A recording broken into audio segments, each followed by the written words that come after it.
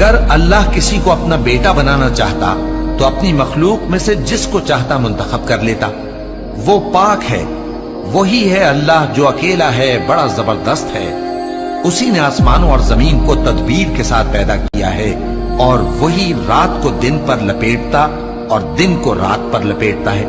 और उसी ने सूरज और चांद को काम में लगा रखा है, सब एक वक्त मुकर्रर तक चलते रहेंगे। देखो वही गालिब है, वाला है। उसी ने तुमको एक जान से पैदा किया, फिर उससे उसका जोड़ा बनाया, और उसी ने तुम्हारे लिए चौपायों में से 8 जोड़े बनाए। वही तुमको तुम्हारी माओं के पेट में पहले एक तरह, फिर दूसरी तरह 3 अंधेरों में बनाता है। यही अल्लाह तुम्हारा परवरदिगार है, इसी की बादशाही है, इसके सिवा कोई माबूद नहीं। फिर तुम कहां बह के जाते हो? अगर नाशुक्री करोगे तो अल्लाह तुमसे बेनियाज है और वो अपने बंदों से नाशुक्री पसंद नहीं।